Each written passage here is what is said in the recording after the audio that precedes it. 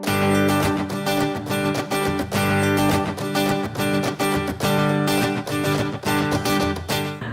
pessoal, tudo bem? Mais um programa Minutos de Mediação, comigo, Márcia Reicher. Não se esqueça, inscreva-se no canal e ative o sininho para receber as notificações das novas programações, tá? Hoje aqui com a gente no canal, uma pessoa completamente fora da natureza do nosso programa, mas que eu acho super interessante o papo que nós vamos ter, vale a pena assistir. Nós vamos fazer em 2 blocos. O primeiro vai no meu canal, o segundo vai no canal do meu convidado, Nino Denani. Muito obrigada por ter vindo. Eu que agradeço pelo convite. E a gente vai falar sobre magia, né? Que é a especialidade dele, né? O filósofo Hermes, né? Que também foi um alquimista e ele tem muita coisa interessante para fazer. E aí vocês vão falar para mim, mas por que você resolveu fazer essa entrevista com ele?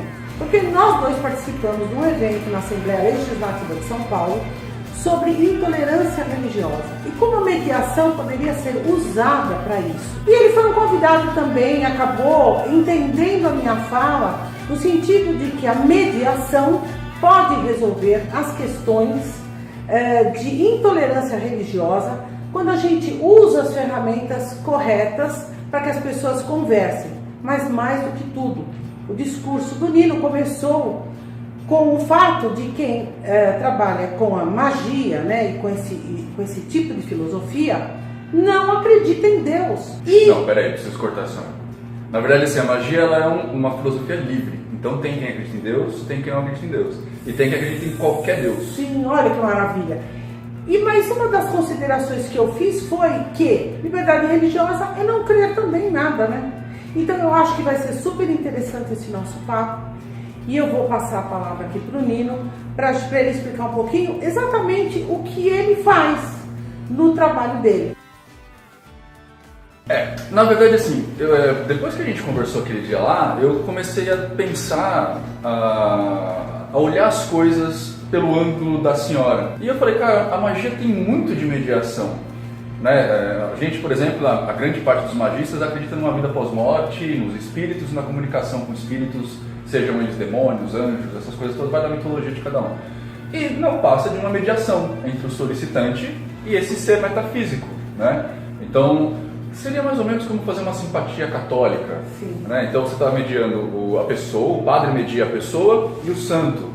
Né? Ou o judeu com a divindade, com a figura ali na sinagoga. De algum rabino que já morreu e que poderia interceder. Exato. A favor. Né? Tudo isso é mediação. A gente no hermetismo, que é uma filosofia particular de magia, trabalha muito com relações. Né? Então é a sua relação com o mago, a sua relação com aquele objeto que você tem adoração, alguma coisa assim, sua relação com a religião. E relação, ela entra na mediação. Qual que é a relação da pessoa de um lado com a pessoa do outro, que o mediador está buscando no meio ali do caminho. E o mediador seria talvez até aquele ponto de apoio da pessoa, né, onde ele se sente forte. Né? O mediador juridicamente é o mago da questão ali, né? Eu até podia falar, eu sei que a raiz da palavra é outra, mas o magi do magistério, ou magi do magistrado, né? Eu sei que ele vem de magi, de grego, que é o mestre, né? Mas o magi, a palavra persa magi, vem de conhecimento, que é o que traz o mago. Né? O magi do persa é mago, o magi do grego é o magistrado. E eu acho que tem muito a ver, talvez em algum momento os gregos tenham entrado em contato com os persas, que são mais antigos, e pegado esse vocabulário como mestres do conhecimento e trazido para falar de mestre na cultura grega. Né? Então eu não sei exatamente como que foi esse bololô, eu posso besteira, mas eu acho que depois eu comecei a pensar, e depois com os bate-papos que a gente teve, eu acabei falando, nossa, mas eu na verdade não passo de um mediador entre questões da vida, né? E eu acho que a gente consegue conversar muito, inclusive eu consigo aprender muito com você com relação, inclusive, à mediação. Como é que eu negocio com esse ser metafísico ou com essa pessoa que veio me buscar, para a gente chegar no meio do caminho bom para todo mundo. Exatamente. A gente até tinha conversado sobre essa questão de ter como um ponto de apoio, alguma coisa, né? E que a gente pode imaginar que vai ser uma palavra que a gente vai falar, um objeto que a gente vai segurar, que esse é o nosso ponto de apoio. E aí, fazendo um link com a mediação, esse ponto de apoio é o mediador. Ele sabe que a pessoa que está validando os sentimentos dele naquele momento. Então, está dando força para ele naquele momento. Agora, sabe uma coisa que me chamou muita atenção na sua palestra, que eu até falei na minha palestra lá naquela hora, os conceitos que a senhora trouxe para um bom mediador na questão da liberdade religiosa. Então você tem que ter, se colocar no lugar do outro, né, estabelecer empatia com aquela pessoa, ver o discurso, as importâncias dela. Eu achei que isso foi muito bonito, eu falei até na minha palestra naquela hora e eu continuo achando isso, porque eu sinto como é importante o papel da busca do conhecimento também pelo mediador. Sim.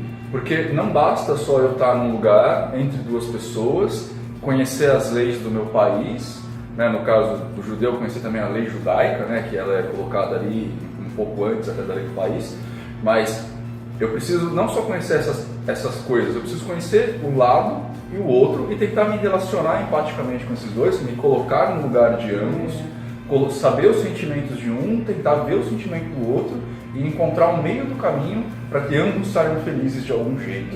Na verdade, a mediação, o que ela vai fazer? O mediador, ele não tem esse poder de entender ou deixar de entender as partes, mas sim fazer com que sejam validados os sentimentos, né, de ambas as partes, certos ou errados, mas validar, porque quando a pessoa fala alguma coisa, ela imagina que ela está certa. Sim. E aí, a partir dessa validação, ela acalma. E quando ela acalma, alguém acreditou em mim. Quando ela acalma, ela começa a escutar o que outro. Porque enquanto ela está nervosa, ela só ouve a voz dela. Só ela fala, só ela tem razão. E ela não quer mostrar a razão dela, ela quer te convencer da razão dela, o que é diferente.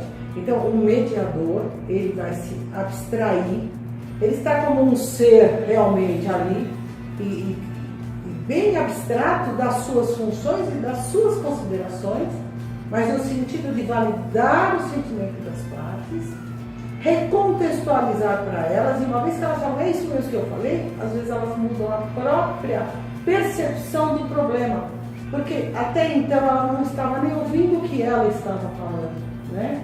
Então, realmente, eu vou equiparar o mediador a essa bengala psicológica, que pode ser uma bengala literalmente, é um cigarro para alguém, é um relógio que alguém tira e na hora que está conversando, porque ele Dá um sente... tique nervoso. Exatamente. Ali. As pessoas, e aí a gente vê em várias situações de microexpressões faciais, as pessoas elas vão demonstrando coisas, só que elas não percebem às vezes. E o mediador está lá para dar uma acalmada. Entendi. E agora? Agora que o senhor também entendeu o que o senhor quer, como que nós vamos fazer? Que eu acredito que é mais ou menos o que você faz dentro... Mas isso daí é fantástico, porque olhando eu tô tentando imaginar uma sessão de mediação. Então é assim, eu imagino que tenha duas pessoas e o mediador no meio.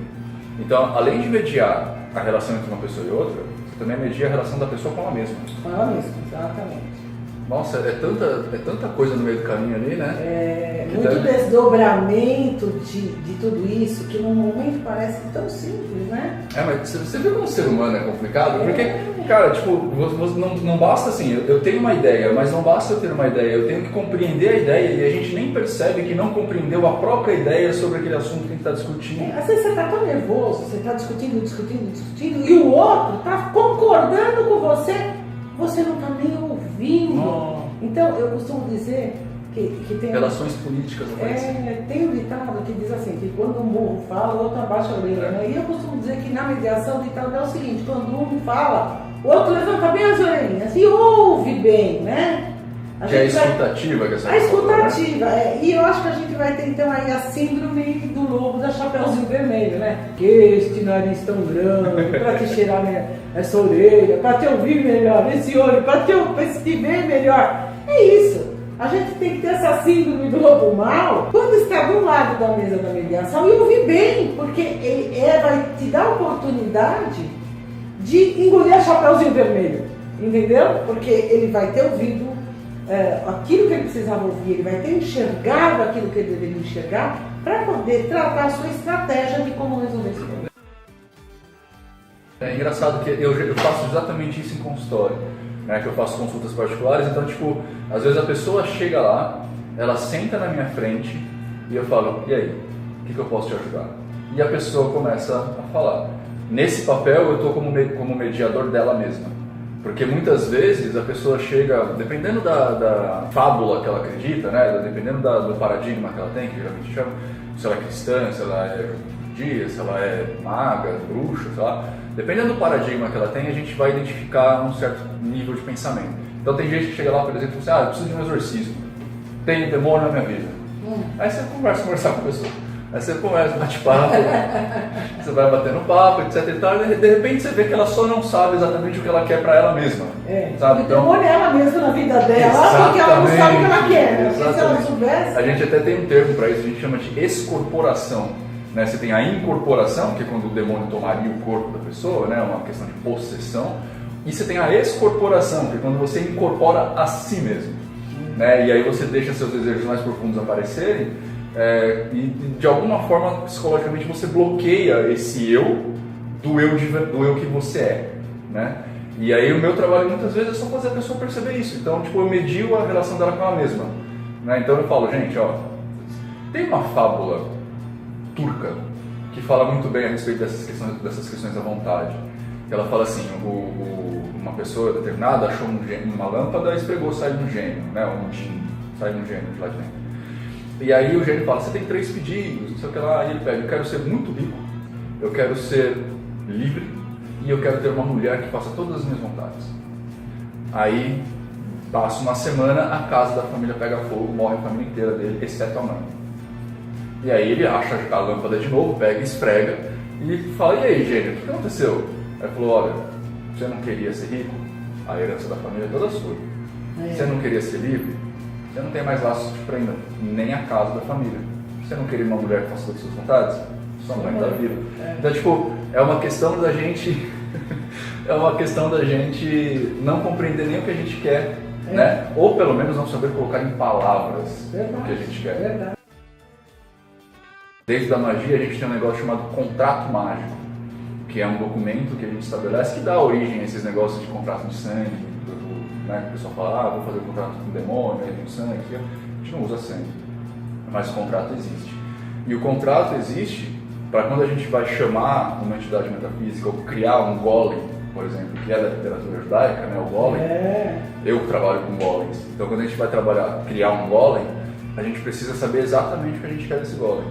Então a gente perde um tempo elaborando um contrato, que é na verdade um jeito do mago não se perder no que ele quer. Sim, para ele não pedir coisas que o resultado pode não ser o que está na cabeça dele. Ele tem que explicar o que ele quer. Em ser rico, o que ele quer e não ter. Em ser livre, o que ele quer e uma mulher fazendo tudo o que ele quer. Eu quero ter dinheiro. Aí você sai na rua e acha uma moedinha de R$1. Dinheiro também. Entendeu? Então a gente precisa ir tirando todas essas coisas para a gente fazer uma mediação correta, né? Entre o solicitante e o que você vai trazer para ajudá-lo a chegar. Exatamente. Isso à luz da sua visão. Sim. De mago, né? Exato. De mago. E eu acho muito interessante a gente colocar que ser mago não é fazer bruxaria, né? É outra coisa completamente diferente. Mago, como eu disse, vem da palavra magi, que quer dizer, aliás, magia, que quer dizer conhecimento. O mago é aquele que tenta conhecer tudo de todas as coisas. Eu acho que a gente está mais perto do como eu posso me conhecer tão profundamente, usar toda a minha capacidade intelectual para resolver a minha própria vida. Exatamente. Todas as outras coisas que vocês geralmente veem em filme, né, de traçar círculo no chão, desenha, pentagrama, esses negócios tudo, são só alegorias para a gente guardar informações, né? Então a gente tem um símbolo, esse símbolo não é, você não vai pegar, uma estrela de 6 pontas, então triângulo para cima, triângulo para baixo, né? Não, tipo, ele tem um significado para mim. Poderia ser uma flor, pode ser uma bola, ou pode ser a relação de um texto. Então esse símbolo relaciona o texto de, sei lá, da Torá, entendeu? Eu faço um desenhinho. É como escrever com hieroglifos, né? Exato. Aí você tem figuras que vão representar coisas e quando você olha aquelas figuras você sabe o que está escrito lá. Exatamente. Então pra gente, essas coisas todas que todo mundo vê em filme, pra gente são só alegorias que a gente usa para resumir textos, resumir conhecimentos. Super interessante.